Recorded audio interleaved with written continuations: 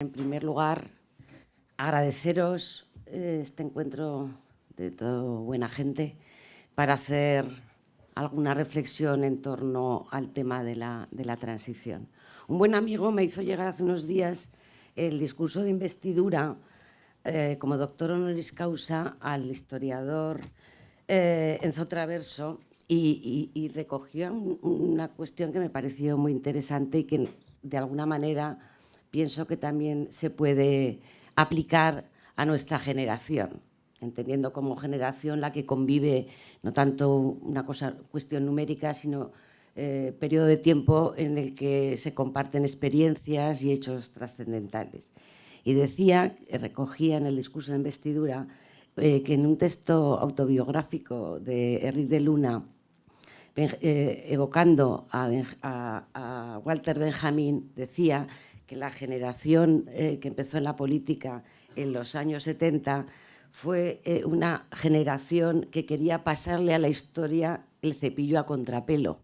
Me pareció verdaderamente significativa y reflejaba, yo creo, bastante muchas de nuestras ilusiones, perspectivas, esfuerzos e ilusiones. Bueno, tenemos aquí 4 personas que seguro que nos van a dar datos que nos ayuden a la reflexión y nos recuerden datos y aspectos importantes respecto a la transición.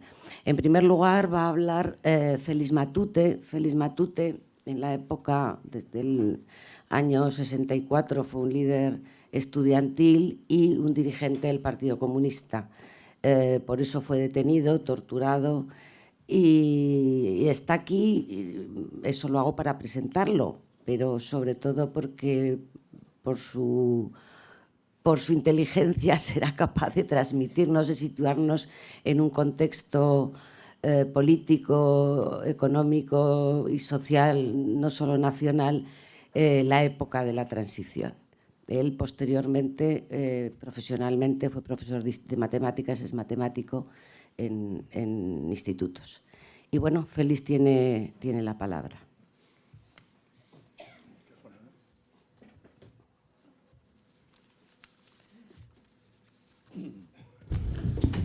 Hola, buenas tardes. Se oye bien. Muy bien. Bueno, voy a recordar viejos tiempos de militancia, aquellas reuniones en que lo primero que se hacía era un análisis internacional de la situación mundial y del contexto histórico para pasar a estudiar la situación más próxima y hacer los convenientes razonamientos y actividades, la agitación que se pudiera, ¿no? Voy a tratar de ver el marco general en que se desarrolla lo que llamamos transición española, marco que de alguna forma condicionó el propio desarrollo de la transición. Me voy a fijar en los aspectos de la coyuntura internacional en aquellos momentos, el papel del ejército en el mantenimiento de la dictadura, la crisis económica, fundamentalmente de la crisis del petróleo de los años 70. Bueno, después vendrían movilizaciones populares, movimiento obrero, cosa que no entraré muy poco porque otros compañeros hablarán de ello. La violencia y la represión, la división de la izquierda y cómo el sistema se apropia del relato de la transición. Enumero eso y hablaré lo que me dé tiempo con el escaso que tenemos, ¿no? En cuanto a la coyuntura internacional, el papel más determinante por su importancia es Estados Unidos. Franco se mantuvo en el poder tras la caída del fascismo en Europa por el apoyo americano y su utilización en la Guerra Fría contra la Unión Soviética. El régimen franquista fue un aliado importante de los americanos. Franco puso el territorio español al servicio de Estados Unidos, quien instaló en nuestro país sus bases militares. Los acuerdos del año 53, 63 y 70 se adaptan a las necesidades americanas y el régimen de Franco es apoyado incondicionalmente por Estados Unidos.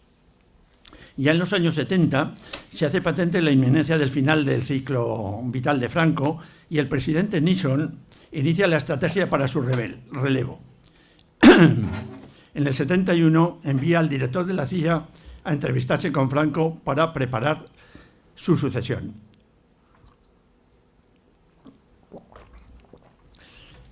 Se entrevista con el almirante Carrero Blanco, con quien prepara la coordinación de los servicios de inteligencia. Tras la muerte de Carrero y la preocupación por la revolución de los claveles en Portugal, el secretario de Estado, Henry Kissinger, llega a la conclusión de que es necesario reforzar al gobierno español para evitar la repetición de lo que sucedió en Portugal. La prioridad de Estados Unidos es alinear a nuestro país con los países miembros de la OTAN e incorporar España a la alianza. Juan Carlos se reúne en Washington con el presidente Gerald Ford en junio de 1976. Precisamente a la vuelta de ese viaje es cuando cesa a Arias Navarro, la presidenta de Arias Navarro en la cese, y que da paso a Suárez al proceso de toma de posesión de Suárez, ¿no? En cuanto a los países europeos, Francia está Valéry Giscard d'Estaing, que es un líder de una agrupación más o menos heterogénea de centro-derecha. La cuestión del cambio político, lo que le preocupa es evitar que conduzca a una situación similar a la que se produjo un año antes en Portugal. Una política de convergencia entre España y Francia sería buena para Francia, ¿no? El primer paso importante de acercamiento entre los dos países se produce el 22 de febrero, cuando el presidente francés recibe a Juan Carlos como heredero del trono español, ¿no? Volvemos a eso. En Alemania federal, el socialdemócrata Schmidt sucedió a su compañero de partido Willy Brandt, y Alemania se alineaba con la posición de las demás potencias occidentales a la muerte de Franco: apoyar a Juan Carlos como factor de estabilidad y de transición sin traumas hacia la democracia. En el caso de Alemania, hay un decidido apoyo hacia el PSOE renovado, en lugar del histórico que lideró hasta entonces Llopis. Para ellos, el PSOE, que dirigía Felipe González, se convertirá en el único socialismo en España. En Gran Bretaña, los británicos, con un gobierno laborista presidido por Wilson, adoptaron una posición ligeramente más favorable a la oposición democrática que la administración Ford-Kissinger, pero básicamente similar en cuestiones fundamentales. Rechazan cualquier relación no solo con los comunistas, sino también con la Junta Democrática. En el tema de la OTAN se ajustan a lo que digan los americanos. Y en el asunto de Gibraltar reconocen que al igual que Estados Unidos con las bases, con Franco vivíamos casi mejor. En realidad, el papel más importante, como ya he dicho al principio, lo juega Estados Unidos, es decir, el que más activamente piensa en trabajar de cara a la evolución del régimen franquista en España, ¿no? Bueno, en el ejército, el papel del ejército durante el régimen franquista fue determinante y tenía tres grandes áreas de actuación. En primer lugar, era el garante militar del régimen. En segundo lugar, era el responsable de orden público. Y por último, se hallaba presente en todas las instituciones civiles del Estado durante todo el régimen: Cortes, Gobierno, Consejo del Reino, etc. La influencia del ejército en la sociedad fue muy considerable y se ejerció a través del adoctrinamiento de los valores militares, entre otras cosas, durante el servicio militar obligatorio, y sobre todo a través de la represión como garante del orden público. El miedo de los militares al hundimiento del régimen les llevó a partir de 1970 a extremar la represión, a militarizar gran parte de las huelgas que se producían y a la utilización de bandas fascistas para el asesinato de activistas, abogados y opositores en general. En 1974 es destituido como jefe del Alto Estado Mayor el general Manuel Díaz Alegría. Esta destitución se produce ante el miedo del régimen al que el general pudiese ser candidato de los sectores reformistas a la presidencia del gobierno.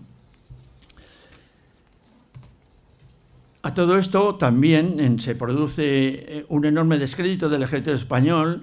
En noviembre de 1975, Franco aún no había muerto, cuando la marcha verde de Marruecos hacia el Sáhara y el abandono español de las Fuerzas Armadas abandonó a su suerte al Sáhara, ¿no?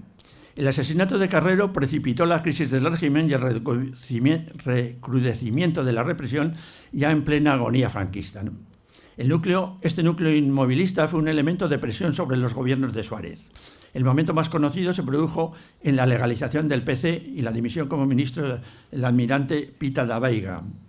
Pero el más importante fue protagonizado por el vicepresidente del Gobierno para la Defensa, general Fernando Santiago, vicepresidente de Suárez, cuya dimisión en septiembre del 76 dejaría patente la oposición del ejército al reformismo. Dentro de los diferentes contextos de los que hablaba, otro es la crisis económica. El periodo final de la dictadura coincidió con la llegada a partir de 1973 de la recesión económica internacional, la crisis del petróleo del año 73. Con el estancamiento económico comenzó a reaparecer un mayor paro que vino acompañado de una enorme inflación. A la falta de expectativas de ganancia y gran incertidumbre política y social que se vivía en el Estado español, se produjo una fuga masiva de capitales y una fuerte caída de la inversión. El desempleo español, bueno, subió del año 73 al 80, se multiplica por 4 los dados, pasa del 2,6 a más del 12. La inflación pasó del 12% en el 1973 al 25% en el 77.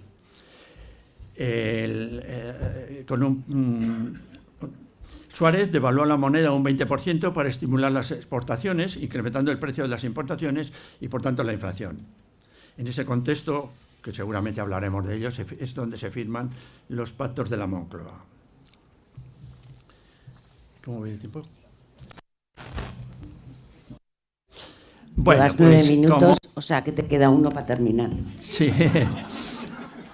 Bueno, las movilizaciones el movimiento obrero se va a hablar. Yo tengo, en todo caso, si luego hay coloquio o preguntas. Bueno, la violencia violencia y represión, ¿no? Entre el año 66 y el 82, España sufrió un alto nivel de violencia política, nada que ver con el mito de la transición pacífica. En su tesis doctoral, Sophie Barbie atribuye 128 muertes a la violencia del Estado, 32 víctimas mortales en manifestaciones, 7 a consecuencia de torturas y 139 en incidentes policiales. El otro día mismo, respecto a Zaragoza, en Zaragoza el 5 de febrero del 77, Vicente Basanta, un albañil en paro, realizaba una pintada en un muro de la calle Santa Gema en la que se leía «Trabajo sí, policía no». Cuando Francisco Tobar, policía que en aquel momento se encontraba de permiso, encañonó a Vicente contra la pared y le asestó 3 disparos por la espalda, 2 de ellos en la nuca, lo que provocó su muerte. Reflejo esto, que es de Zaragoza, que ha habido un homenaje estos días pasados, pero esto fue general en el resto del país. Y en cuanto a la represión, pues bueno, el Tribunal de Orden Público, entre los que me encuentro procesado yo en el año 71, se procesó durante el tiempo que duró, que es de diciembre del 63 hasta enero del 77, alrededor de 1000 condenas. Pero que hayan pasado por allá afectó de diferentes maneras a mucha más gente, ¿no? Bueno, y por acabar, dice, en este contexto, con tantas dificultades, se consiguió que las movilizaciones de trabajadores y los diferentes movimientos sociales fueran debilitando las instituciones franquistas y se abría paso a una nueva situación política en España. ¿Justo?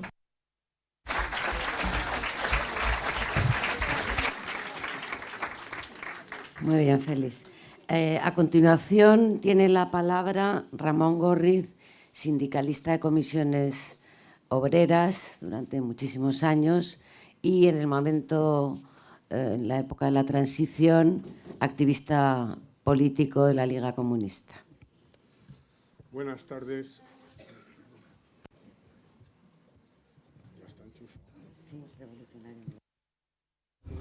Buenas tardes a todas y a todos. En primer lugar, y espero que la moderadora no me cuente el minuto, yo creo que hay que saludar actos como este y saludar al movimiento memorialístico que ha habido en nuestro país, que desde finales de los 90 ha conseguido que el patrimonio de los logros de la transición empiece a ser también un patrimonio de los movimientos sociales y de otras organizaciones. A continuación diré sobre la transición, como hay que ir rápido, pues perdonar que sean sentencias. En mi opinión, la transición fue una transacción asimétrica. Transacción significa negociar. Asimetría quiere decir que los valores conseguidos frente a los costes que hubo que pagar ganaron los costes. Los valores fueron las libertades democráticas y los derechos, pero los costes fueron brutales, como ahora me referiré en este tema, ¿no? El otro punto importante a reflexionar, y como aquí tenemos escaso tiempo, creo que es, lo ha dicho ahora también Félix, la transición demodélica no tuvo nada. Y a partir de la transición de este país no se puede hacer ninguna teoría de las transiciones, como han intentado hacer las distintas burguesías y el imperialismo en los países de América Latina y otros países, ¿no? Fue sangrienta, ha dado las cifras, pero además yo creo que es una de las cuestiones más importantes. La transición fue una transacción asimétrica que impidió claramente la ruptura democrática, que nos llevó a un régimen monárquico y donde se santificaron cuestiones que hoy todavía se sufren, como he dicho algunas cuestiones, la monarquía, el artículo 2 de la ley de amnistía, que como todas las organizaciones memorialísticas han criticado e incluso han llevado a los juicios, la ley de amnistía es una ley de punto final, donde en el artículo 2 se perdona a los torturadores, a los asesinos y a toda la gente que ejerció políticas durante la dictadura. Ese fue uno de los costes, junto al de la monarquía. El otro coste importante son los pactos de la Moncloa, que iniciaron las políticas neoliberales y de austeridad en este país con los topes salariales y con otras políticas que había en los pactos de la Moncloa que nunca se cumplieron, como ocurría en todos los pactos, ¿no? Yo creo que otro debate que hay es importante en esto de la transición, con una mirada crítica, es el periodo que comprende la transición. Hay personas, historiadores, que dicen que va desde la muerte de Franco hasta los hechos de Victoria. Hay otros que lo alargan hasta las elecciones, hay otros que lo alargan incluso a la Constitución y, sin embargo, yo creo que es bueno para rememorar y ver todas estas cuestiones, porque la historia siempre tiene bifurcaciones y no siempre tiene que pasar lo que ha pasado.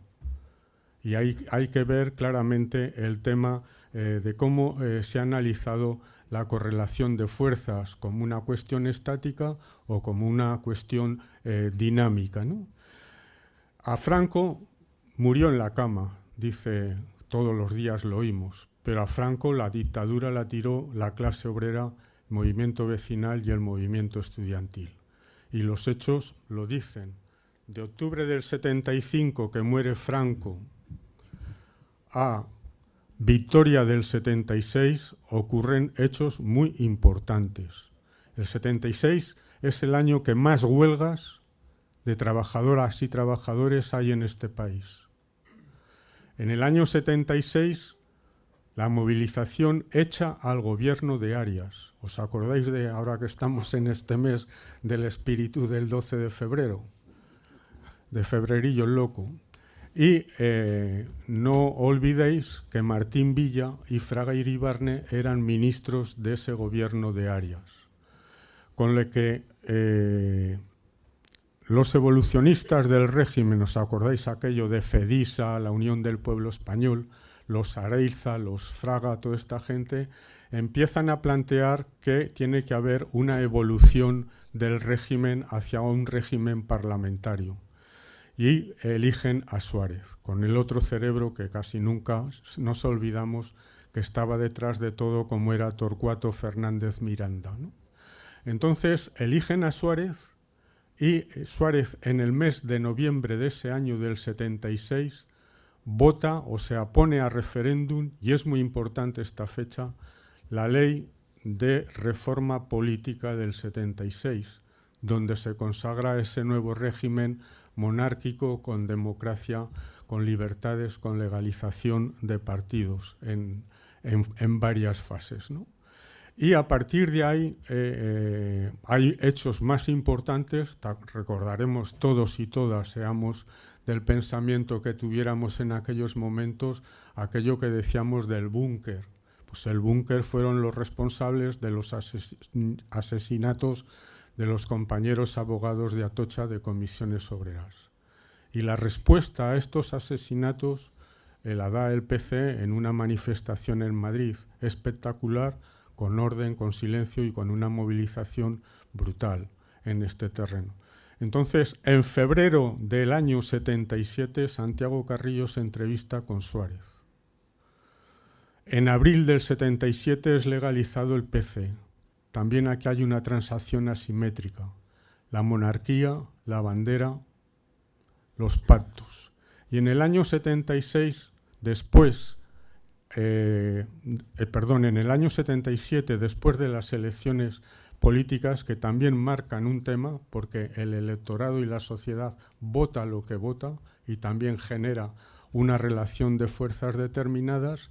En el año 77 son los pactos de la Moncloa y luego ya viene la Constitución, pero hemos quedado que Pedro hablará del tema de la Constitución y por tanto no entraré ahí en estas cuestiones. Pero en cada momento, y lo dicen historiadores tampoco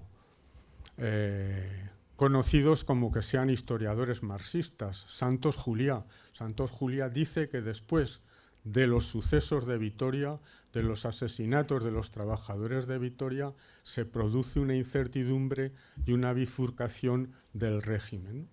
Y en ese aspecto, los debates en la izquierda clásica o la izquierda mayoritaria ya estaba por entrar a la transacción asimétrica, al régimen monárquico y parlamentario con legalización de partidos y organizaciones sindicales, y la otra izquierda, que yo creo que aguanta, pero se ve claramente que hechos que se han ido analizando después, había en nuestros análisis una confusión entre combatividad y conciencia política de cambiar. Es decir, y eso la sociedad española lo había dejado claro en la ley, en la votación de la ley de reforma del 76, igual que lo había dejado claro el Partido Socialista y el Partido Comunista con la llamada a la abstención en esa ley de reforma 76, porque ya se estaban sentando las bases de este régimen monárquico que tenemos hoy en nuestro país, ¿no? Creo que me falta un minuto, entonces creo que hay que seguir sembrando,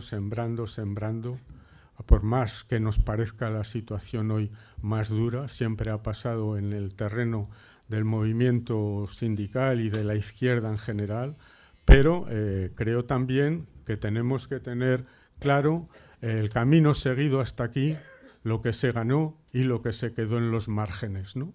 Y en este sentido, pues yo creo que cuando algunos, sobre todo la gente mayor, algunas y algunos de los que estamos aquí, pues decimos, hostia, ¿qué situación esta? Pues es que el desencanto que se produjo desde el 79 para acá ha ido en aumento y nunca, ni en la transición ni después, el poder político y el poder económico estuvo en manos que no fueran las de la burguesía. Gracias.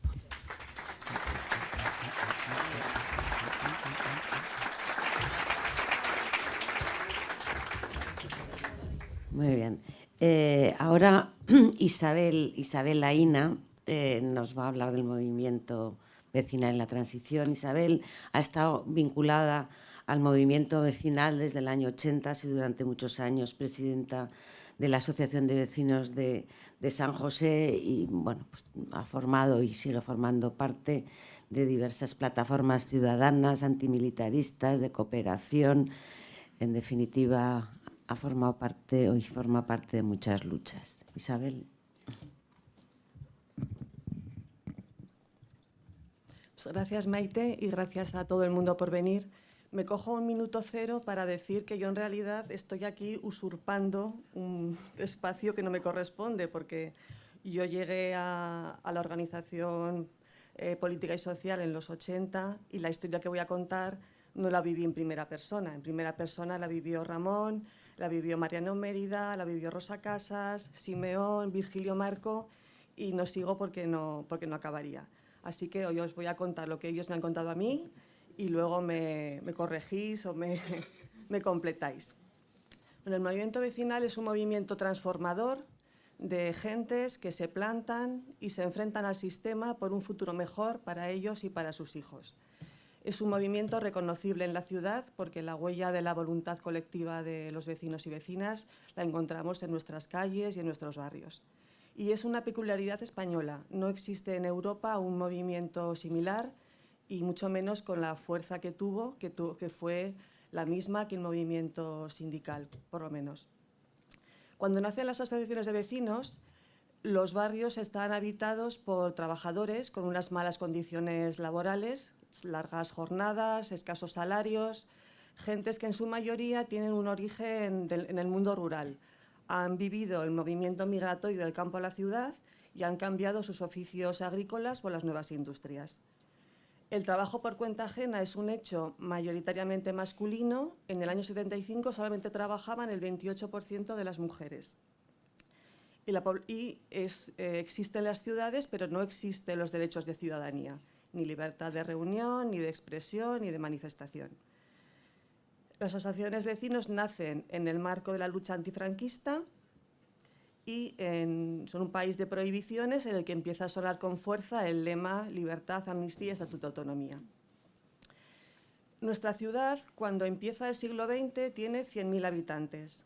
En el año 60 tiene 300.000 y en el año 65 tiene 400.000. Este crecimiento se hace sin planificación urbanística alguna, se construye en descampados, en huertas, sin servicios de ningún tipo. Las parcelas unifamiliares tan abundantes en los barrios se van sustituyendo por edificios de viviendas colectivas, construidas con materiales muchas veces pobres, mal aisladas. En el barrio de Las Fuentes, por ejemplo, se construyeron edificios en los que el agua no llegaba a los últimos pisos. Y en Valdefierro los vecinos por 2 veces tuvieron que pagar 15.000 pesetas para que les llegara el agua al barrio. Los barrios eran calles sin asfaltar, que se llenaban de charcos en cuanto llovía, sin alumbrado, con escaso transporte público, ningún servicio sanitario, ni social, ni cultural. Los constructores tenían la obligación de urbanizar el entorno de las viviendas nuevas, pero muchas veces o no lo hacían o lo hacían de manera muy chapucera y nadie les reclamaba nada. Y otra cosa que pasaba es que, aunque ya existían los polígonos industriales, había fábricas en los cascos urbanos, en el casco urbano, y algunas eran muy contaminantes. En el caso de las químicas y las siderúrgicas, como Saica y Campo Ebro aquí en el Picarral, o la industrial química en lo que hoy es la Almozara, además, como los traslados eran muy costosos, las empresas hicieron todo lo que pudieron por evitarlo. Y faltaban escuelas. En San José, por ejemplo, un barrio con 12.000 niños en edad escolar, no se había construido un solo colegio público desde los tiempos de la Segunda República. Pues en este contexto es en el que nacen las asociaciones. ¿Y por qué nacen en ese momento? Yo, en mi opinión, por 2 razones. Una, porque cuando hay necesidades que no tienen respuesta, se genera conflicto social y un clima de descontento. Y otra, porque ocurren en Zaragoza unos hechos que causan un gran impacto y un clima de agitación. Uno es el incendio de las tapicerías Bonafonte en el barrio de Las Fuentes, en el que murieron 23 trabajadores. Y a los propietarios de la empresa jamás se les condenó. Ese día, al día siguiente, acudieron 10.000 personas acompañando al cortejo fúnebre hasta el cementerio de Torrero. Otro hecho que causó impacto fue que explotó un camión cargado de gas propano en el recinto de la fábrica butano de Utebo. Allí murieron 13 personas y 30 heridos graves. Y otra cosa que pasó fue que en el año 77 un niño muere ahogado en una acequia del barrio de San José. Ese día 3.000 personas acuden a manifestarse pidiendo el cubrimiento. ¿Quién impulsa las asociaciones? Bueno, pues sobre todo personas vinculadas a los partidos de izquierda, entonces todavía clandestinos, pues personas del PC, del MC, de la ORT, de la LCR, cristianos de base, en número mucho menor personas de ideologías libertarias y socialistas, y también en número pequeño personas sin ningún tipo de afiliación política, pero con conciencia social y descontentos por cómo se vivía en los barrios. Entre el año 70 y 73 empiezan a reunirse esos grupos y la primera asociación que se forma es la del Picarral, después la de Oliver y después ya entre 73 y 74, pues casi todas, Delicias, Las Fuentes, La Jota, La Almozara, San José, hasta Casco Viejo, que es la última, que es el 75. Aprovecharon el único paraguas legal que ofrecía el régimen, que era el de las asociaciones familiares o de cabezas de familia, que dependían de un organismo que se llamaba Delegación de la Familia, que dependía de la Secretaría General del Movimiento. El socio era el padre de familia, el marido, el puñetero jefe, ¿no? También se podían asociar viudas con hijos y también se podían asociar solteros, pero eran una minoría. Empiezan a organizarse formando comisiones, comisión de transporte, comisión de educación, comisión de precios y comisiones de mujeres. No tenían de urbanismo también, sí, de urbanismo.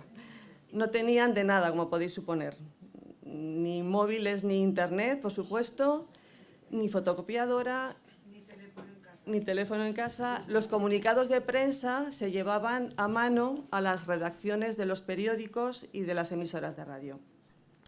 Pero sí que tuvieron desde el principio el apoyo de muchos profesionales, arquitectos, sociólogos, médicos y también de periodistas. Las noticias de los barrios tenían bastante cobertura, sobre todo en dos medios que ya desaparecieron, el periódico El Día y la revista Andalán.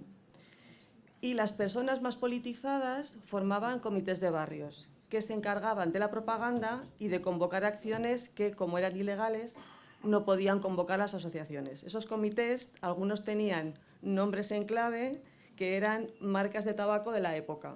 Por ejemplo, Delicias era Educados, Picarral era Piper, San José era Sombra, etc. Bueno, ¿de qué se ocupan las asociaciones? Pues se ocupan de intentar corregir el urbanismo especulativo con el que se han formado los barrios, de conseguir locales para jubilados, de conseguir transporte público, escuelas, de tener voz en las decisiones del ayuntamiento, de una cultura popular, hacen teatro, hacen conciertos, abren bibliotecas y las mujeres, que son las que viven más tiempo en los barrios, que es el escenario de su día a día, además de las prohibiciones propias de un Estado todavía franquista, tienen las prohibiciones de padres, de hermanos, de maridos. Entonces, ellas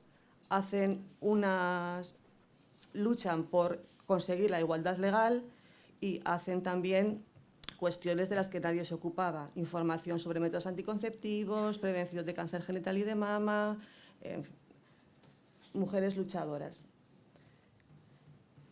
¿Cómo reivindicaban? Bueno, pues recogían firmas, hacían asambleas, cortes de tráfico, pegaban carteles, hacían pintadas, manifestaciones y también hacían cosas más chulas como murales, cómics, romances de ciego.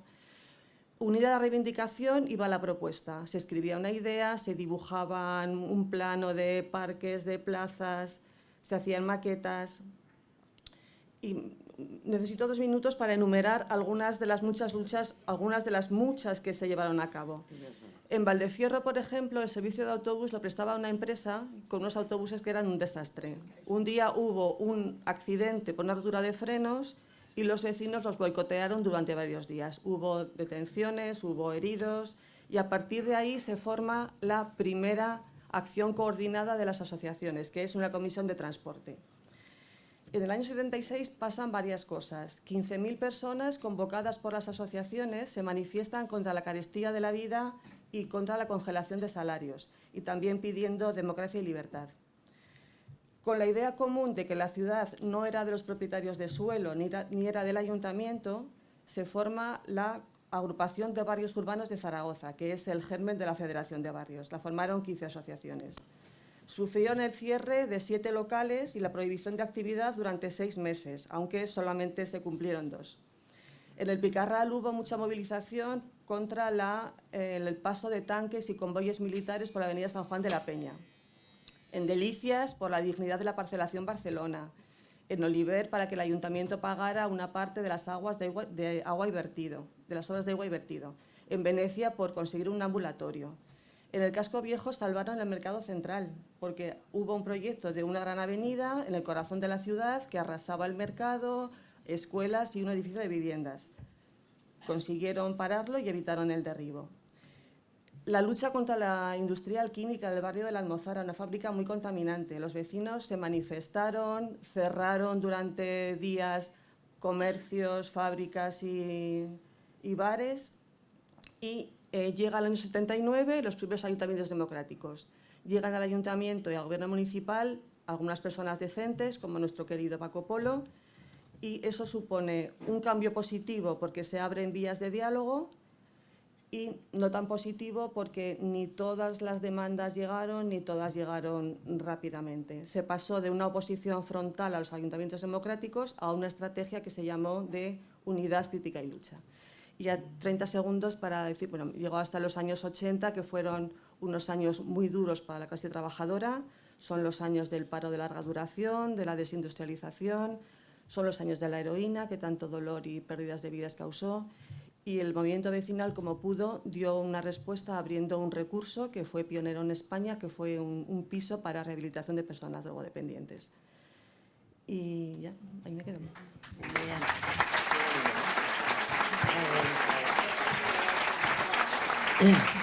Muchas gracias, Isabel. Bueno, para finalizar, Pedro Santiesteve, el más conocido de la mesa.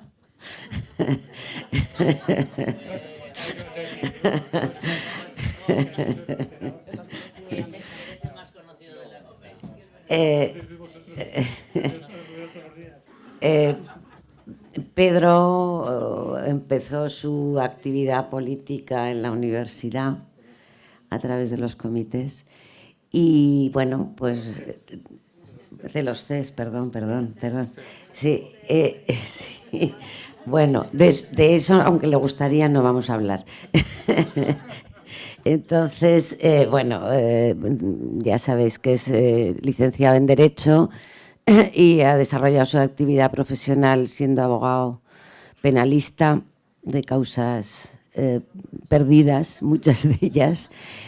Fundó la Asociación de Presos y Presas de Aragón, ASAPA.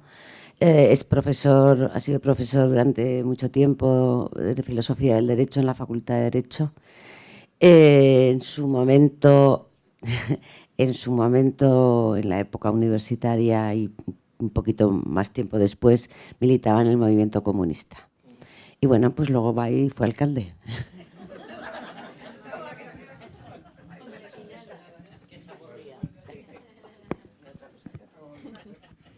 Bueno, buenas tardes. Y otra vez porque nos vemos en todas, o sea que es que, o aquí o allí, pero bueno. ¿Conocéis a Radio Monotes? ¿No lo conocéis a Radio Monotes? Los que hablan desde Teruel, desde el Aragón vaciado. Pues bueno, pues es una gente muy interesante, curiosa, crítica y muy ácida con el poder establecido, ¿no? En concreto el lambanato, que llaman ellos. Al lambanato le han metido por todos lados. Bueno, y el otro día, pues leyéndolos, porque son muy amenos y divertidos, pues salía un párrafo sobre la transición. Y dice así: porque claro, vosotros no lo sabréis, pero hubo un tiempo llamado la transición, donde ya hicimos todo lo que había que hacer, ya dimos todo lo que tuvimos que dar, ya hicimos las locuras reformistas que había que hacer. Esa Españita que nos dimos entre todos es la máxima aspiración democrática e igualitaria a la que se puede aspirar. O sea, esto es lo que nos ha vendido el poder hegemónico bipartidista durante los 50 años posteriores a la transición, ¿no? Y ya está. Y a mí me tocó... claro, yo no podía hablar de la transición porque yo era de los de la ruptura democrática. o sea, del otro lado, ¿no? Pues ¿cuándo hablé de la transición? El 15M, en concreto el 16M en la Plaza del Pilar. Y allá me desfogué, ¿no? Y hablábamos de... Y entonces intentábamos recordar qué hacíamos nosotros en el 75-80, que es cuando hice yo la carrera de Derecho, que al fin y al cabo la transición fue eso. Del 75 hasta el golpe de Estado del 81, la situaría yo, que fueron los coletazos del fascismo. O sea, hablando así puro y duro, porque fue el búnker, los asesinatos, los fusilamientos de Franco, 17 retiradas de embajadores europeos como consecuencia de eso, la ignominia del Sáhara y suma y sigue los muertos de Vitoria, etcétera, ¿no? Algunos hablan de más de 300 muertos, pero bueno, o más de 3.000 incidentes violentos, ¿no? Me comentaba Ramón. Bueno, pues yo ahí me desfogué, claro. ¿Y qué hablábamos en el 75? Las consignas eran disolución de cuerpos represivos, depuración del aparato de Estado, del ejército, de la policía, de los jueces, de las prisiones, del aparato penitenciario, ¿no? Bueno, pues de eso hablábamos, y hablábamos de un gobierno provisional que fuera independiente, que incluso hasta lo podía dirigir un tal Arailza, que era un liberal que ya sabéis que muy izquierdoso no era, ¿no? Pero que preparara unas elecciones libres a un proceso constituyente. Y de ese proceso constituyente saliera previamente un referéndum sobre monarquía o república y elaborara una constitución libre y democrática. Bien. Ese era el planteamiento que teníamos nosotros en aquella época en la que nos comíamos el mundo, claro, teníamos 17, 18 años, ¿no? Claro, yo unos años después hablé en la Jafería también de la transición, ya creo que era alcalde. Y mucha gente se quedó muy, muy desconcertada, porque claro, yo más o menos les hablé de eso, de lo que había vivido yo, y yo he vivido los coletazos del fascismo y pasábamos miedo en la universidad también, porque estaban los fachas muy activos y había que dar la cara y había que tirar para adelante porque éramos muy combativos, como dice Ramón, ¿no? Y hubo gente que se quedó sorprendida, ¿no? Y yo ahí reflexionando dices, claro, es que éramos generaciones diferentes y había una generación que llevaba muchos años, ¿no?, luchando en la clandestinidad, ya mayor y probablemente cansada, y tenía ganas de que esto cambiara y se volviera a sentar en otro sentido en el que se podía vivir con tranquilidad. Y nosotros, con 18 años, pues la tranquilidad nos daba igual porque nos comíamos el mundo, ¿no? Y probablemente eso representa lo que eran los partidarios de la Reforma, un Carrillo, una dirigencia comunista muy mayor y que había sufrido mucho en las cárceles la represión, y una juventud que era la izquierda revolucionaria que se comía el mundo. Entonces, esa era la reforma democrática o la ruptura democrática, ¿no? Pero bueno, curiosamente, abro paréntesis, la plataforma de convergencia democrática, donde estaba el Partido Socialista en el año 75, defendía el federalismo, y defendía también la autodeterminación de los pueblos, y el autogobierno de las nacionalidades. Cierro paréntesis y lo dejamos correr este estúpido velo, ¿no? Claro, dicho esto, y como voy a entrar un poquito a hacer un poco el cierre desde el punto de vista constitucional, a mí me gustaría también, para que no se me malinterprete y porque asumo un poco los análisis que han hecho los compañeros que han expuesto esto, quiero hacer unas prevenciones para que esto que voy a decir, que no sé de dónde lo he salido, pero lo tenía yo ahí guardado en mi ordenador, para que le deis una vuelta. Dice lo siguiente: es necesario abandonar el análisis de la democracia reducido al estrecho marco de la lógica del poder jurídico soberano que pivota en exclusiva en torno a la ley y la norma. Como os voy a hablar de la ley, por eso lo digo. Romper con esa autonomía de lo político, de lo social, lo político va por un lado, lo social va por otro, que entiende el poder como algo venido de arriba que se condensa en el Estado, el gobierno o el aparato legislativo. Romper esa visión de un poder constituyente limitado a la elaboración de una Constitución, que es lo que pasó aquí. Una vez elaborada la Constitución, señores, a casa y a vivir, que ya está terminado, ¿no? Y inventar, bueno, pues eso, un poco ahí lo dejamos, ¿no? Que esto tiene que ver con inventar nuevas formas de democracia en movimiento, que el poder constituyente está siempre ahí permanentemente porque en el pueblo reside y por consiguiente tendría que tener derecho a expresarse y por consiguiente esa expresión del poder constituyente tendría que haber llevado a múltiples reformas de la Constitución. Pero como dicen algunos autores, como Pérez Royo, la reforma de la Constitución es inviable, porque la Constitución lo que hace es propiciar la tercera, algunos hablan de la segunda restauración borbónica, pero es la tercera si tenemos en cuenta la del traidor, la del felón Fernando VII, cuando vuelve de Bayona, ¿no?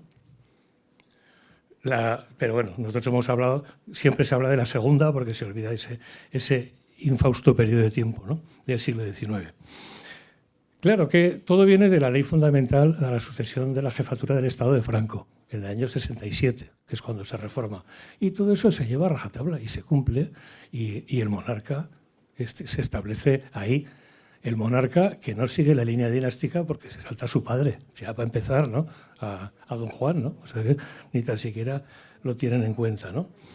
Eso lleva a algún autor como Bartolomé Clavero, que es profesor de Historia del Derecho de la Universidad de Sevilla, imagino que ya ha jubilado, no sé si se habrá muerto o no el pobre, a decir que aparte de las 7 leyes fundamentales de Franco, esta, no sé si fue la quinta o la sexta, la de la sucesión al trono, habla de que la octava es la ley para la reforma política, la que cuenta Ramón, porque ahí es donde se pergeña todo lo que va a ser recogido luego en la Constitución. O sea que todos los planteamientos de la Constitución son preconstitucionales. Ahí podemos incluir la propia trampa de la ley electoral, que aún la tenemos heredada, una ley electoral que se hace a la imagen y semejanza para que la gane la UCD, con la ley de Hon y con primar el factor territorial por el factor poblacional, ¿no? O sea, las provincias vaciadas o con menos población tienen que tener sí o sí 3 diputados. Y luego ya entra el criterio poblacional a jugar. Bueno, se estaba claro quién. Y, por otra parte, instaura el bipartidismo. ¿Por qué? Porque la tercera fuerza política es penalizada bajo esa ley electoral, ¿no?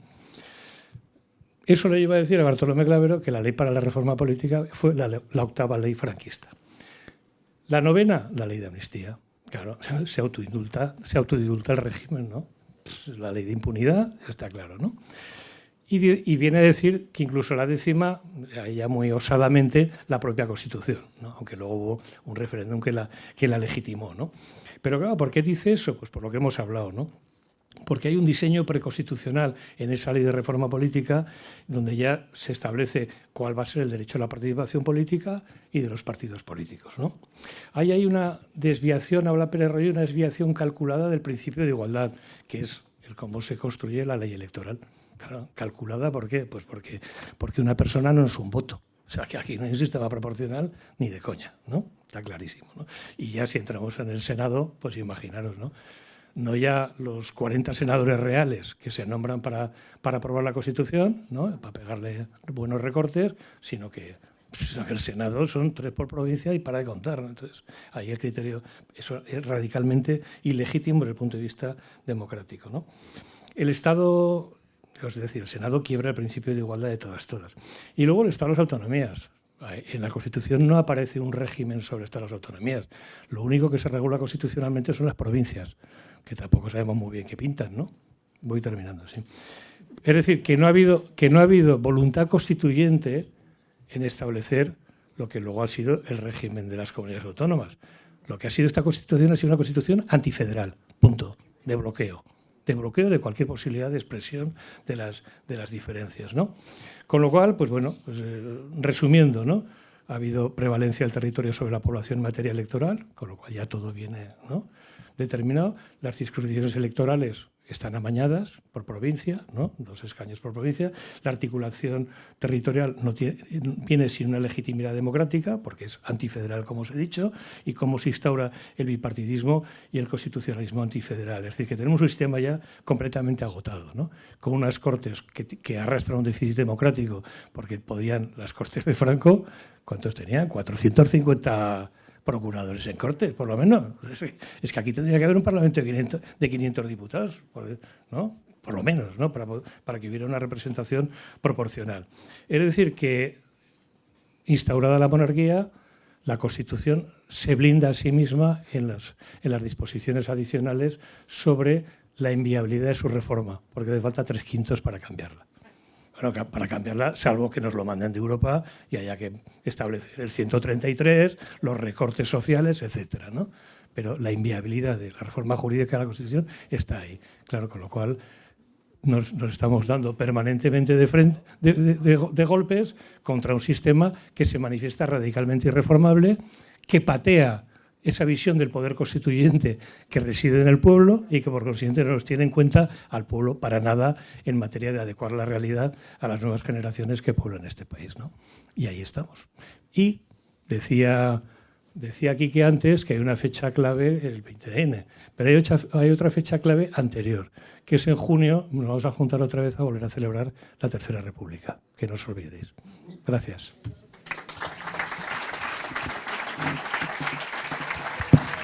Bueno, después de que Pedro se quedara a gusto con su intervención, abrimos turno de palabra.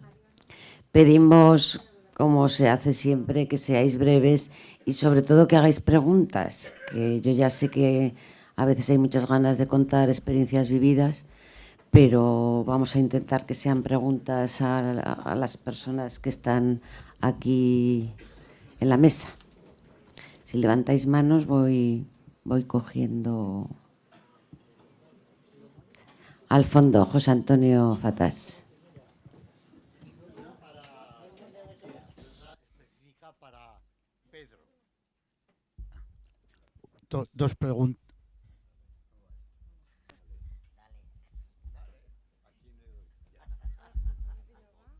Sí, ahora va. Sí. Una para el que quiera de la mesa y la otra específica para Pedro. El que quiera de la mesa. ¿Por qué no habláis nunca de la Iglesia? Con el peso tan tremendo que ha tenido en todo y sigue teniendo en todo. Y es la propietaria de la educación en este país. Una. Dos, para Pedro. La audiencia es un tribunal excepcional. Es la heredera del Tribunal de Orden Público. Y con eso me estoy refiriendo también a los jueces de este país, que no se ha tocado para nada el Poder Judicial y lo estamos pagando muy caro. Nada más. A ver, ¿quién contestáis a lo de la Iglesia? Fundamentalmente por falta de tiempo. No se puede abordar.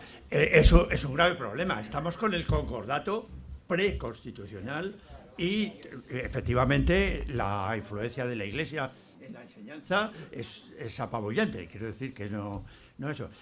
A mí ya me hubiera gustado intervenirlo. Quiero decir que tiempo habrá si efectivamente lo que nos ha dicho Quique de investigar en eso. Pero vamos, me parece un tema clave e importante también, ¿no? Lo que pasa es que depende del discurso para 10 minutos, pues efectivamente, por lo menos a mí, se me escapaba la posibilidad de hacerlo, ¿no? Pero vamos, no lo hubiera hecho si hubiera tenido.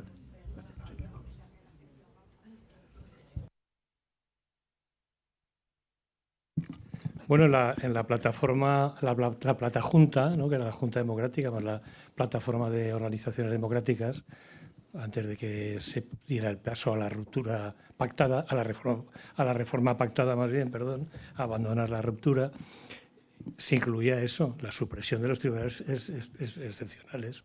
Y entonces la Audiencia Nacional no se disolvió y la Audiencia Nacional quiebra el principio de juez natural, que es el que te juzgue, el juez que te toca por territorio. Y entonces es un tribunal excepcional porque juzga delitos aparentemente ocurridos en toda la geografía del Estado, el territorio nacional, narcotráfico, terrorismo, etcétera, etcétera, pero al fin y al cabo es una quiebra del principio de juez natural, ¿no? Y eso da lugar a que se acumule un tremendo poder en órganos de ese tipo, ¿no? Y ha dado lugar a puñaladas traperas dentro del Poder Judicial, ¿no? Que eso Garzón podría contarnos muchas cosas, ¿no? Pero claro, lo que me viene a la mente de lo que planteas tú es que ahora ha habido un conflicto entre el Tribunal Supremo y el Tribunal Constitucional, porque ya sabéis que el Tribunal Supremo dicta un auto dando por buena la sentencia del Constitucional sobre los seres, en la que exculpa a los dirigentes del PSOE, pero viene a decir, ojo, que los jueces, vosotros, jueces del Constitucional, también os podemos juzgar. Deja caer, ¿no? Y eso es una barbaridad, una barbaridad. Los jueces del Tribunal Constitucional no pueden ser juzgados en materia que tenga que ver con el ejercicio jurisdiccional de su, ¿no? Y esa pelea que ha habido, yo es que en el año 84, creo que era el 86, en el 86 había alguna sentencia aún del Tribunal Supremo en la que ninguneaba al Tribunal Constitucional, porque ya sabéis que hay un principio de inmediación judicial que dice que las pruebas tienen que ser vistas por el juez. Y antes, la práctica habitual era que se podía juzgar simplemente con base en documentos. No sé qué pasa. El atestado policial, con documentos. Con la Constitución se exige la inmediación. Que esté el policía presente, que pueda ser interrogado por las partes, que todo sea visto en la vista oral, ¿no? Pues eso decía en el Tribunal Supremo, que de qué va el Tribunal Constitucional, diciéndoles a ellos cómo tiene que funcionar. El Tribunal Supremo juzga sobre la legislación ordinaria. Una cosa es la legislación ordinaria y otra cosa es la legislación constitucional. Juzga sobre si las leyes están invadiendo derechos fundamentales. O sea que en teoría son planos diferentes, incluso son terrenos diferentes de argumentación, porque manejan criterios de argumentación diferentes el Supremo que el Constitucional. Pues ahora, fijaros, o sea, lo del 86 se vuelve a reproducir 40 años después, en la que de nuevo el Supremo se queja diciendo de que van los señores del Constitucional, que ojito a ver si os pasáis que igual os podemos juzgar, ¿no? O sea que está claro que no está para nada resuelto, ¿no? El problema judicial, y a ver si de una puñetera vez se aprueba esa ley de oposiciones en la que se cargan todo el tema memorístico y se pide a jueces que aprendan a razonar sobre casos y sobre situaciones y que expresen un poco de madurez intelectual antes de llegar a un sillón con todo el poder que tiene un juez, ¿no? Con todo el poder que tiene un juez, porque tiene la policía detrás. Que al final, ¿qué quiere decir eso? Que quien manda en un juzgado es la policía. Porque si tiene un juez de 29 añicos o 30 recién escudado en la oposición, ¿qué va a hacer? ¿Qué va a hacer y qué va a decir? Pues lo que le digan en el atestado. Lo que le digan en el atestado va a misa. O sea, ¿qué posibilidades tiene un juez de contener eso? O sea, que a la larga, quien manda en el aparato judicial, y hay teorías sobre esto, es el aparato policial. Pero eso es para otra charla.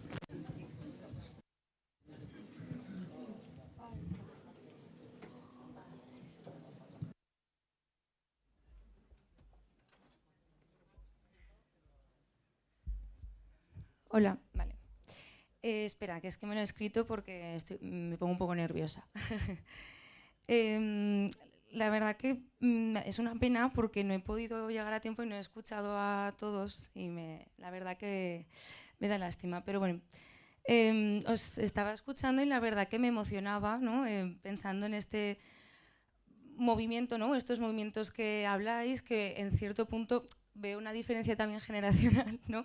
Y me fascina a la vez. Entonces yo llevo mucho tiempo con muchas ganas, ¿no? Y con una pregunta en la cabeza, es qué ocurre con la movilización, ¿no? Veo en personas igual de mi edad o menos, con respecto al movimiento social, que veo que muchas veces es como que se diluye mucho y no se llega a hacer una acción colectiva que realmente tenga fuerza, pero igual es una percepción solo mía, o de mi generación o de lo que yo veo alrededor, ¿no?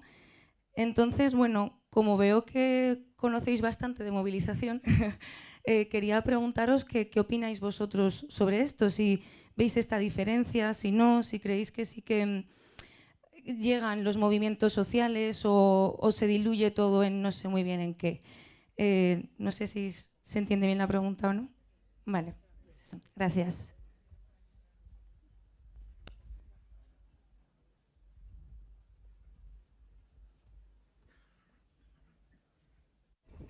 Bueno, yo creo que a lo largo de la historia, en todos los momentos, sobre la historia del movimiento de los trabajadores y trabajadoras y de otros movimientos, siempre ha habido ciclos altos de movilización y ciclos más bajos. Yo creo que en estos momentos es cierto, como tú dices, que estamos en una época donde no hay una gran movilización, pero sí que creo que hay pequeñas movilizaciones, ¿no?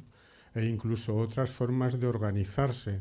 Yo creo que en estos momentos, y sobre todo a medio plazo, no se puede proponer cuestiones con las gafas del pasado, sino que hay que ponerse las gafas de este tiempo. Hace un tiempo el movimiento trabajador, el movimiento estudiantil, el movimiento vecinal era muy importante, ligado a las condiciones materiales, y yo creo que aquí sí que hay una decepción de la gente con la política, porque no se preocupan de las condiciones materiales de la gente, y empieza a haber una gran diferencia que tiene que ver con la falta de legitimidad de este régimen. Se vio cuando el 15M, sobre todo y que tiene que ver también con una situación donde el empleo, las crisis han golpeado a las gentes. Hoy nadie tiene en la cabeza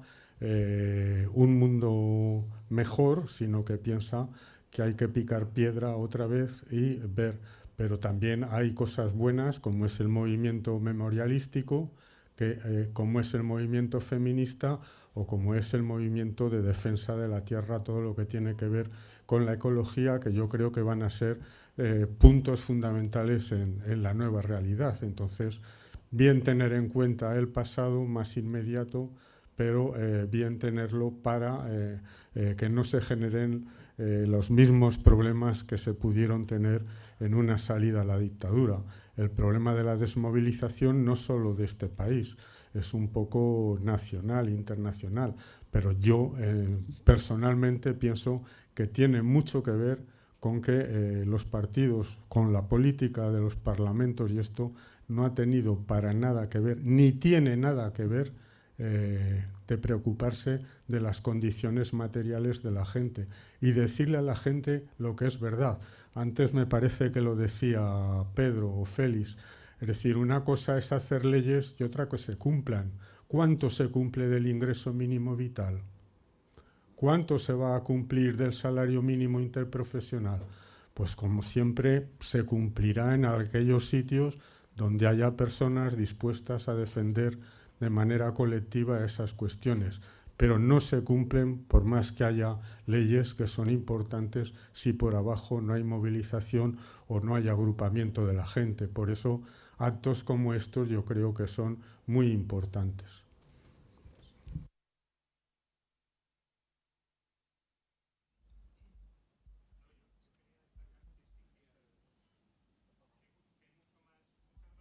Es que muchas más cosas de las que parece, en apariencia hay, ¿no? Que muchas veces hay una dicotomía entre pueblo y multitud, ¿no? Y parece ser que si el pueblo no se pronuncia sobre X cosas grandilocuentes, no hay nada. Y no es verdad. Y es que hemos ganado mucho, yo creo que en formación política por el ciclo este que ya se ha agotado, ¿no? De la época de Podemos, pero ha habido una generación que se ha incorporado a la lucha política. Hay cantidad de gente que está trabajando en pequeñas historias, ¿no? De movimiento ecologista, de movimiento de todo tipo, antinuclear, feminista, de todo tipo, ¿no? Y gente muy experta y gente que sabe mucho. Entonces, claro, la cuestión a veces son la dispersión de todo eso y cómo a veces sí que coincide en el tiempo y en el espacio, ¿no? Pero claro, el tema de las grandes movilizaciones es una cuestión también de ciclos históricos, ¿no?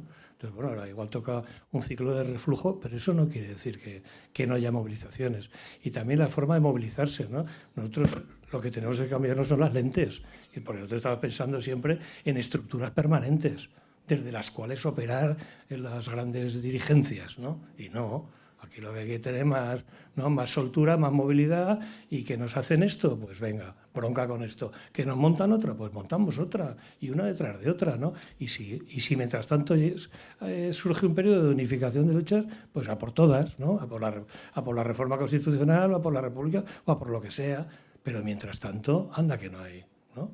Cosas, sobre todo, de disfrutar con la gente con la que vale la pena estar. Véase.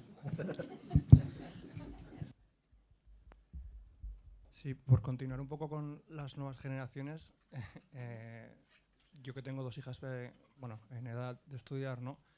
Para que haya un poco de conciencia individual desde la conciencia colectiva, si no se está estudiando en los colegios, no está llegando el conocimiento, es decir, la gente joven no viene aquí. Esto es una prueba, ¿no? Clara, ¿no? ¿Cómo está entrando la memoria los jóvenes? ¿Cómo se lo estamos ofreciendo, ¿no?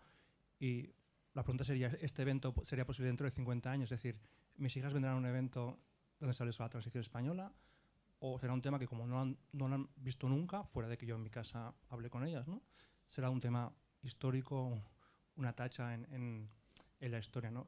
Y os lo hago la pregunta a todos porque, bueno, parte institucional, ¿no? Vecinal, experiencial, ¿no? Lo que nos ha pasado con las fosas, ¿no? Que hemos perdido generaciones por no hablar, porque no hablábamos con ellos o porque ellos no podían hablar, ¿no? Vamos a perder ese momento o ¿qué teníamos que hacer para no perderlo, ¿no? Ese momento de que la gente que habéis vivido la transición la puedes contar a la gente joven. Y me refiero por gente joven de 25 para abajo, vamos, por poner una fecha, ¿vale? Más o menos. La pregunta final ¿sería posible este evento dentro de 50 años? ¿Habrá gente que esté interesada?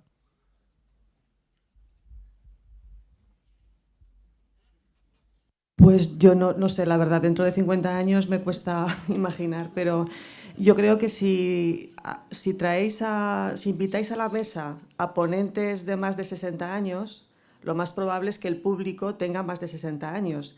Si traéis a la mesa a ponentes treintañeros, pues seguramente el público también será, porque es otro lenguaje, porque es otro talante.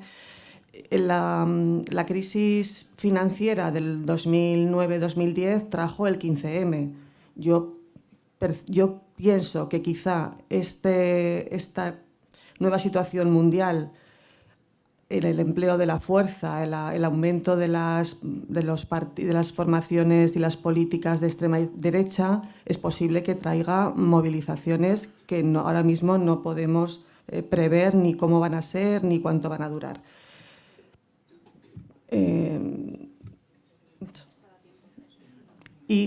Vamos a ver, yo creo que es la sociedad entera la que se ha parado. No son los movimientos sociales, no son los jóvenes, no son los mayores, es la sociedad entera. ¿Os imagináis que en los años 70 una situación como la que está habiendo ahora con los alquileres? Posiblemente habría una gran movilización social. Pero ahora hay muchos intereses en contra de que eso se dé. Y son intereses muy poderosos, tienen los medios de comunicación, tienen muchas palancas que les están utilizando. En todo caso, pues no dejemos la silla vacía.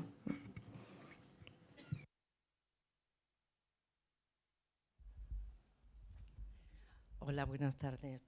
Yo como el tema de la charla es la transición, una revisión crítica, voy a ser un poco crítica porque lo he hecho en falta para las próximas. Es el tema de la mujer y del feminismo. Pienso que en aquella época hubo unos cambios muy importantes y que de alguna forma nos hemos olvidado de ello. Y entonces sí que me parecería importante, no ahora ya porque es imposible el poco tiempo que hay, pero que sí para próximas memorias que tuviésemos en cuenta el tema de la mujer en aquellos años, que fue muy importante.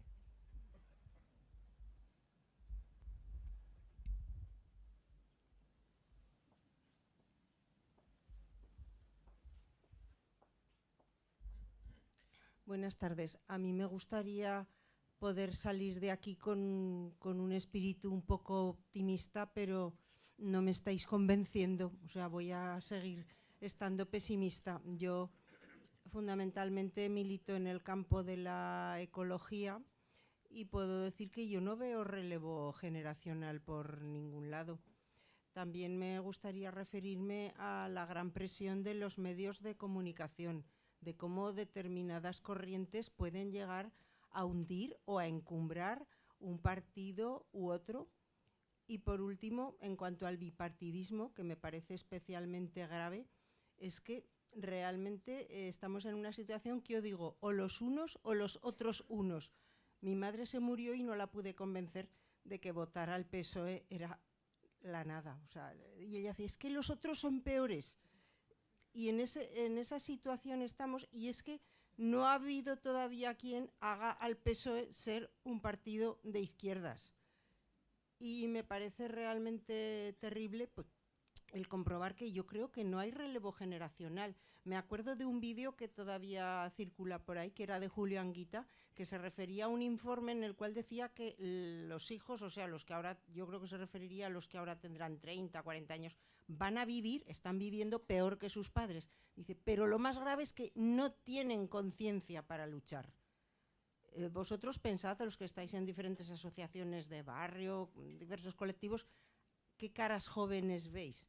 Si no os encontráis más que con youtubers, influencers, y que lo mejor es, oye, a ver si me dan un curro, me compro otro móvil, o sea, la inmediatez. En fin, bueno, creo que ya he lanzado bastante cosa negativa. En fin, intentad convencerme, por favor, porque lo necesito mucho, porque me acabo de jubilar y yo sigo viendo esto peor. Y de hecho, veis que está avanzando la extrema derecha. ¿Quién nos iba a decir, con aquello de la libertad sin ira en aquellos tiempos, que íbamos a ver a gentuza, pero que van ganando? Nada más, muchas gracias.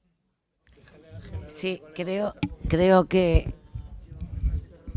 Ángel Sanz quiere convencerte.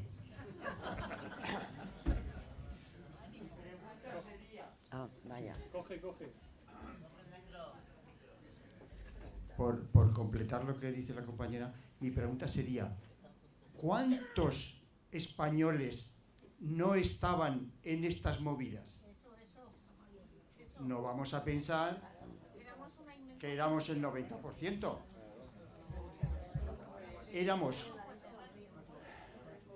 No me interpretéis mal lo que voy a decir.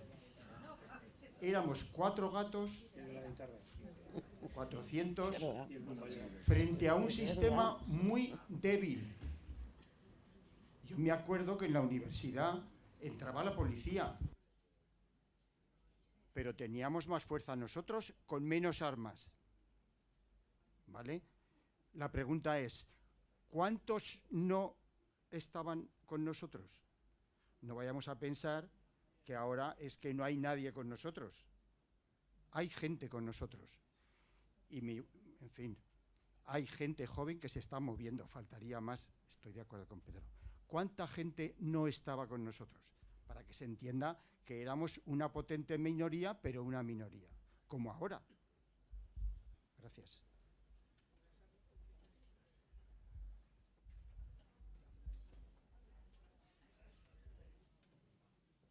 Hay, a ver, porque habrá que ir cerrando. A ver, hay una palabra aquí. Olga, ¿has pedido tú la palabra? Sí, bueno, pues Simeón, Olga, ¿quién más? Simeón y Herminio. Y cerramos ya con estas palabras pedidas ya. Bueno, buenas tardes a todos y todas. Muchas gracias por organizar estos coloquios y vernos los que nos vemos, como ha dicho Pedro, los de siempre. Mi pregunta principalmente va para la compañera Isabel, del movimiento vecinal, y yo le preguntaría en qué situación están ahora los movimientos vecinales, las asociaciones, y si hoy se podría, tal como están los movimientos vecinales y en general todas las organizaciones sociales en esta sociedad, si sería posible el conquistar cosas que se hicieron en aquella época, en los años 70. Por ejemplo, la granja en San José, lo que has comentado tú, lo del mercado central, una cosa muy importante, de los hitos más importantes que se consiguieron, que fue que no se construyeran 800 viviendas en el psiquiátrico y se dejara como parque. Aquello nos costó sudor, lágrimas y alguna detención que otra y negociaciones en Madrid. A ver si hoy sería posible conseguir todo esto. Una prueba, por ejemplo, la tuvimos no hace mucho con Aberli, que no se consiguió parar aquello, ¿no? Pese a que, como dice el compañero Ángel, pues sí, éramos pocos, pero éramos muy combativos y con una conciencia muy grande y poniendo toda la carne al asador lo que hiciera falta, ¿no? Cosa que hoy dudo de que la gente esté tan concienciada como para movilizarse por estas cosas y movilizarse a ese nivel. Entonces, lo que quería es preguntarte en qué situación ves tú ahora el movimiento vecinal y las asociaciones vecinales, si participa gente, si hay gente joven, etcétera, etcétera.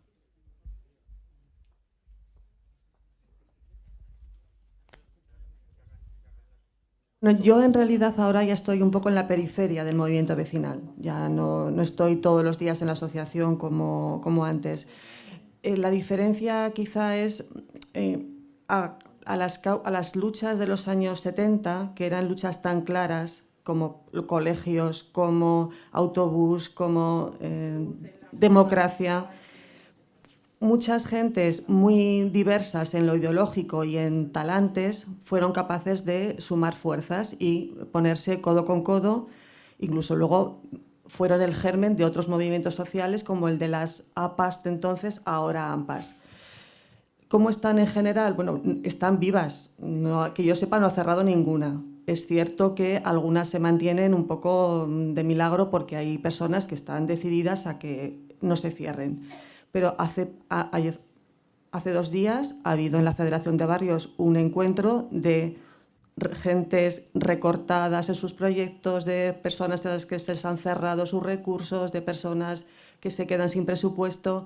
O sea que la capacidad de que sea un movimiento aglutinador, que la gente sienta que está en su casa, que sienta que allí se le va a escuchar, pues eso sigue estando. No hay la energía que había, no hay la imaginación, ni el salero que había para hacer esas cosas que hemos visto en las fotos, pero están vivas. Y también pensad una cosa, hubiera sido más fácil para el movimiento vecinal seguir la corriente. Si se hubiera tenido una postura no tan clara para defender algunas cuestiones minoritarias de colectivos en riesgo de exclusión o de colectivos estigmatizados, posiblemente estaríamos en una situación diferente, pero no queríamos estar ahí. Nunca hemos optado por el camino más fácil, nunca hemos seguido la corriente que se nos marcaba y eso pues también ha tenido un coste. Y luego también ocurre una cosa, el movimiento vecinal tiene que ganarse la credibilidad día a día, cosa que no pasa con otros. Tú puedes tener una historia en tu barrio de 40 años de trabajo, pero si un día metes la pata, empiezas de cero. Y eso pues en otros colectivos curiosamente no ocurre. Si os parece, las 3 preguntas que hay las hacéis seguidas y Mesa que conteste. Bueno, yo más que una pregunta quería hacer pues como una llamada al optimismo. Olga, cógete el micro. Sí. Quería un poco llamar al optimismo porque el pesimismo nos lleva a la impotencia. Entonces creo que nunca hay que perder la esperanza. Entonces, bueno, entiendo también que entendimos la democracia. Saramago decía una frase que a mí me parece muy importante. Entendimos la democracia como el punto de llegada en vez del punto de partida. O sea, llegamos a la democracia, antes nos reuníamos en clandestinidad, cuando teníamos la posibilidad de reunirnos nos dedicamos a delegar en los sindicatos, delegar en las asociaciones, delegar en los partidos, y eso también es un tema de reflexión importante, que no es para hablarlo, pero que tiene mucho que ver en la situación en la que nos encontramos ahora. Y bueno, yo pertenezco más al movimiento ecologista y creo que es un punto importante en estos momentos, es una de las mayores amenazas que tenemos la humanidad, y ahí pues están surgiendo gente que se preocupa por el tema. Lo que pasa que entre la gente joven, pues ya se ha visto lo que fue con Greta y todas las movilizaciones del clima, pero les falta la constancia, la persistencia, el que las cosas no se consiguen en un día. Entonces pues se desmoralizaron de que no era tan fácil conseguir los cambios en primer momento. Y aquí pues en el 2019 estábamos cantidad de gente joven movilizada por el tema, cosa que han ido desapareciendo. Pero bueno, solo quiero decir esto, que creo que es muy importante demostrar aquellas cosas que hemos conseguido con la movilización social. Yo hace poco estuve en una charla con chavalas jóvenes y les conté todo lo que en esta ciudad se había conseguido con la movilización social y se quedaron sorprendidas. Y de hecho me han dicho que quieren tener una reunión conmigo para ver de qué manera se quieren incorporar. Es decir, que también tenemos que hablar de lo positivo y no solo de lo negativo, porque es lo que anima a seguir caminando. Y bueno, pues Muy bien. A ver, Herminio.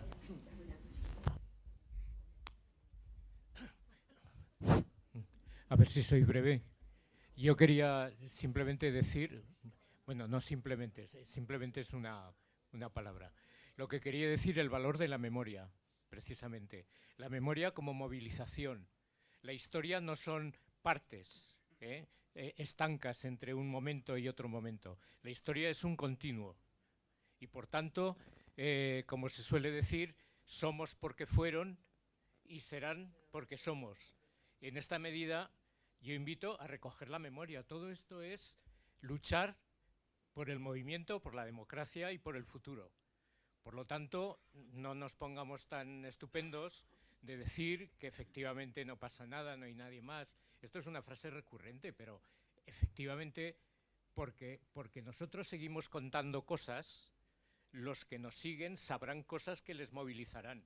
Por lo tanto, contemos, digamos, es que tenemos una carga, la carga de la experiencia que hay que pasarla de padres a hijos, iba a decir, es así, y socialmente también de gente a otra gente.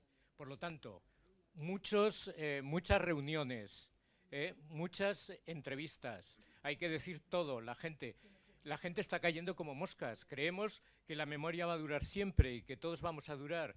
Entonces hay que contar lo que hemos hecho para que esas chicas que comentaba ahora Olga, esas chicas se sorprendan de lo que se hizo.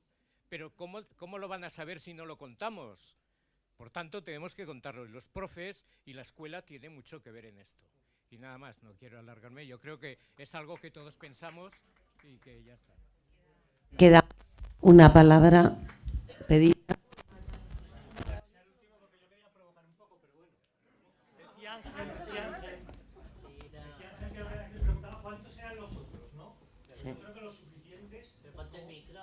Yo creo que se me oye, ¿no? ¿O no? Bueno, pues yo creo que lo suficientes como para que el PC cediera en ese pacto y para que la izquierda revolucionaria, los que estamos en la izquierda revolucionaria, no consiguiéramos la ruptura. En cualquier caso, lo interesante yo creo es que preguntarse cuántos éramos los que estábamos. Y exactamente en Zaragoza estábamos 2016 militantes de organizaciones juveniles. En el año 77, que fue el momento que hubo más militantes. La UJC, los anarcos, el MJ del MC, la Joven Guardia, del PT, etcétera, y los poquicos de las Juventudes Socialistas. Medalón, tú estabas, pero erais muy poquicos, ¿eh? Muy poquicos. Hoy, ¿cuántos militantes juveniles hay? Más o menos, comparemos. Pues yo creo que no son nada más que 516. Es la realidad. Y hay que preguntarse, ¿cuántos estaban en las asociaciones de vecinos entonces y cuántos estaban en los movimientos estudiantiles y universitarios y cuántos estaban entonces en los movimientos sindicales y cuántos hay ahora? Pues la proporción es más o menos parecida, porque la lucha de clases sigue existiendo y a veces nos van ganando y a veces ganamos nosotros. Y estamos en momentos de reflujo, etcétera. La pregunta es, ¿qué podemos hacer nosotros? ¿Qué podemos hacer nosotros? Pues hacer lo que hacíamos antes, lo que decía Olga. Porque jóvenes, en cuanto se lanza una movida, se apuntan muchos. Pero esa persistencia que había entonces no existe hoy. Esa transmisión, ¿por qué había gente de la Joven Guardia Roja? Porque Mariano Mérida formó a toda la gente de Delicias, Emilio Pardo, etcétera. ¿Por qué había gente en el Picarral? Porque los curas obreros del Picarral nos formaron. ¿Dónde está la gente adulta hoy formando? En ningún lado. En ningún lado. Entonces yo creo que no se trata de asaltar los cielos, sino se trata de asaltar los suelos. Y coincido con los que pensáis que hay pequeñitas cosas que siguen existiendo y lo que hay que hacer es apoyarlas. Y en ese sentido igual hemos perdido la generación de los padres de los jóvenes de ahora, pero los abuelos que somos nosotros tenemos que continuar en la línea que decía Herminio y conectar con los jóvenes y ayudarles a formarse, porque si no yo no hubiese sido rojo si una tipa del MC no me hubiese metido en un club juvenil y me hubiese estado 2 años abriendo la cabeza y metiéndome películas, etcétera. Venga.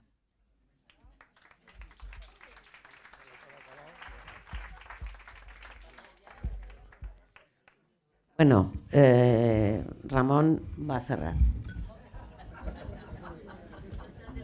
Yo comparto lo que decía ahora el compañero. Comparto lo que decía el compañero y voy a romper una lanza de gente que hace mucho tiempo que ya no está aquí.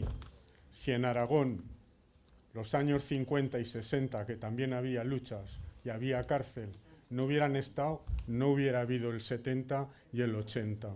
Porque la historia, lo ha dicho un compañero, es un continuo y además de ser un continuo, significa que lo mejor de cada sociedad en un momento dado es cuando recoge todas las generaciones, cuando hay un equipo intergeneracional o gentes intergeneracionales.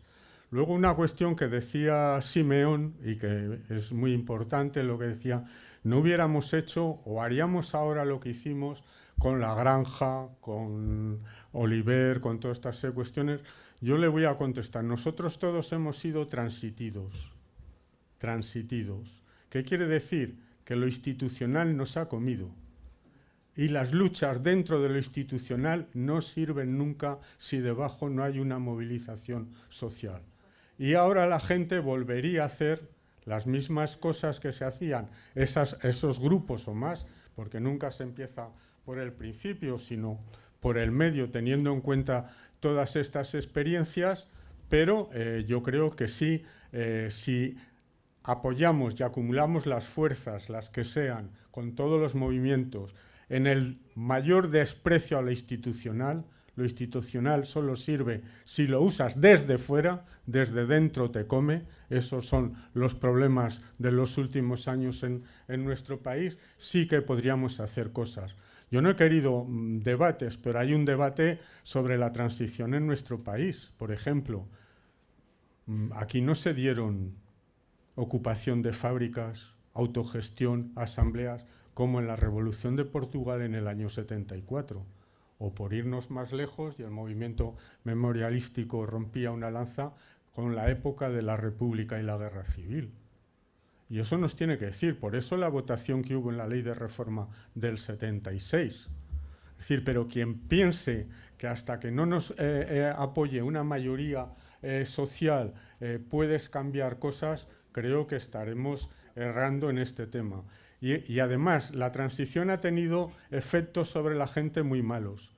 La cultura elitista, es decir, ¿cuántos en estos momentos en el Parlamento, pero ya antes se hizo un estudio, no había nadie que proceda del movimiento obrero, o del movimiento feminista o del movimiento vecinal? Nadie. Todos abogados, y no tengo nada contra los abogados, y gente que no vive de la fuerza del trabajo, que no madruga para levantarse y llevar el salario a su casa.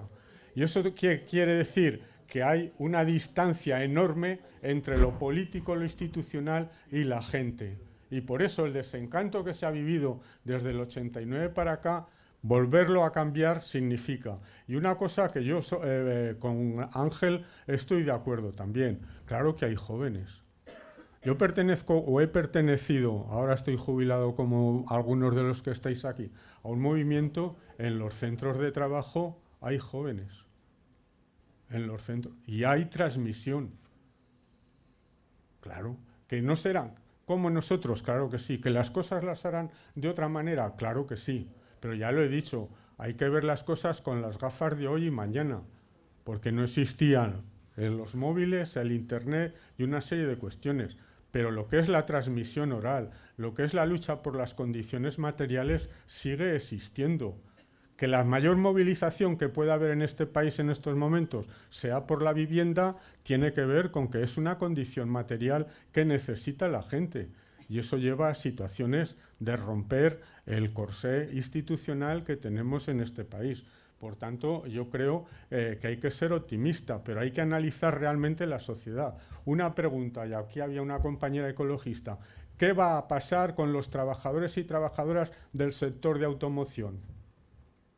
Que ya no se van a necesitar un tercio en cada fábrica si se apoya el coche eléctrico y toda esta cuestión. Y tiene que ver con la ecología, y tiene que ver con debates que a los jóvenes sí que les interesa, el decrecimiento, que no es el decrecimiento de las condiciones, sino si tenemos que consumir tanto y ser presos de esta serie de cuestiones.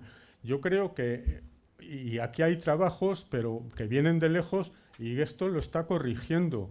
O sea, cuando decía lo del movimiento memorialístico al principio, en la escuela, pues eso es uno de los lodos de la transición, que se comprometieron a que no hubiera memoria democrática. y la memoria democrática ha tenido que surgir en estos tiempos con gente represaliada que sufrió cárcel y torturas y esto, y con gentes que ven en esto de la historia una forma de que los patrimonios de la gente que hoy está en esos colectivos pues sea un patrimonio de ellos, no sea un patrimonio del relato dominante. Aquí parece ser que vino un rey y puso la democracia. Pues no. Porque si no nos hubiéramos movilizado en aquel tiempo, ni esto que hay estaría. Por tanto, la movilización siempre paga.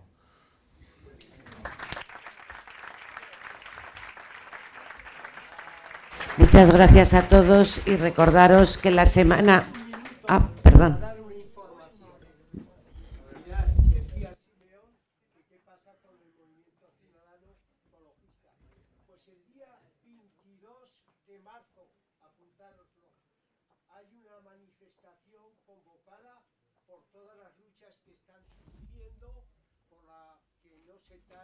Los pilares de Venecia, que no se hagan edificios en las zonas deportivas de hispanidad por las líneas, pues hay 30 y tantos colectivos que con el eslogan Zaragoza no se vende convocará una manifestación el 22 de marzo a las 6 de la tarde.